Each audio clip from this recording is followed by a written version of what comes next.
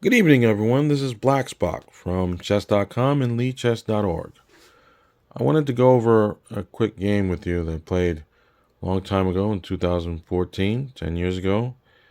And it's a 10-minute game. Oh, by the way, um, the second part of the previous game that I got cut off early, I had the video, but Google is using it once to go through a verification process. They said it would take a day or so. They still haven't, put back the video. If they don't soon, I'll just redo the video and do the second half of that game. Anyway, going back to this game, I was white, playing the white side, and LogicTho was playing the black side in a 10-minute game. Um, just a reminder, when you're about to play the chess game, try and think about where you want to end up. What's the ending of the story? Chess is kind of like a composition, and you want to know the ending.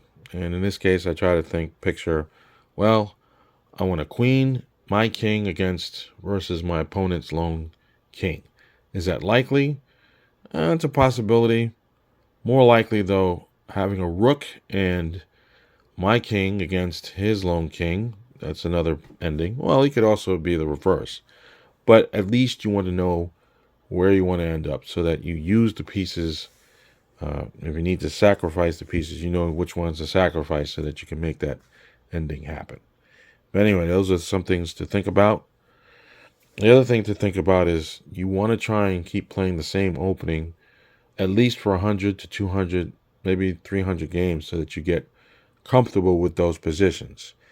If you keep bouncing around from opening to opening, you never really get the flavor. You never get to know the patterns of that opening offense or opening defense. And you, more of the times than not, you'll end up hanging your pieces. And you want to get beyond that. So with that being said, let's get to it. I played e4. My opponent responded with e5, a standard move. I played knight f3. I was attacking this e5 pawn, and he responded with the elephant gambit. Now that's a move you don't see that often.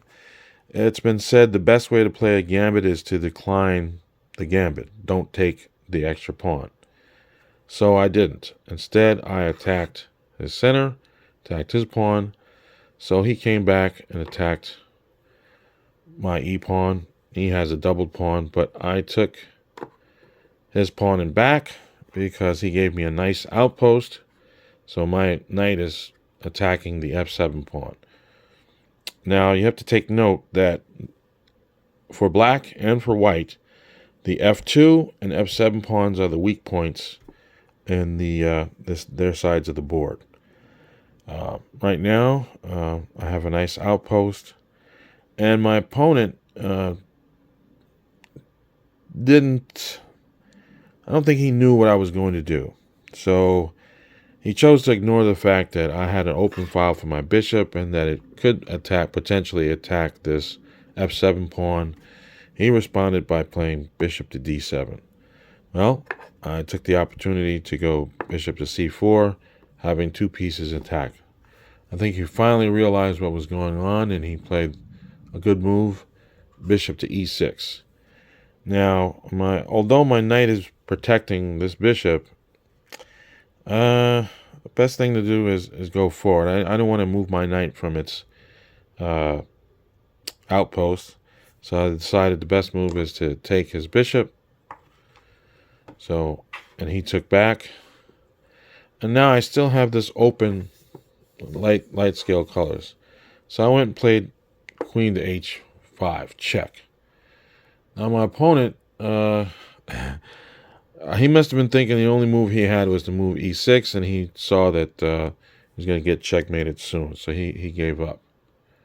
And here is the line where we finished, where that would be possible. If he had played king e7, I could go queen f7 check, His only spot to move is king to d6.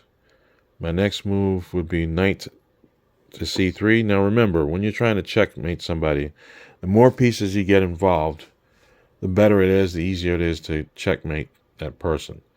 If you try to do it with two, you can do it, but it's very difficult, especially if your opponent provides a good defense. After I went knight to c3, he tried to block my queen by going queen e7, but he ignored the fact that I could go knight b5 check. He doesn't have too many more squares to go. Matter of fact, the only square to go was king d5 and then c4 for a nice checkmate in the middle of the board. Now, I think I'll finish up here, and in the next video clip, I will get to the other line that takes longer to explain, because the game was not over. He could have played f6, and I'll show that in the next video clip.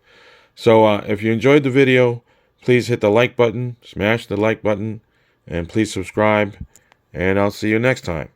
Thanks.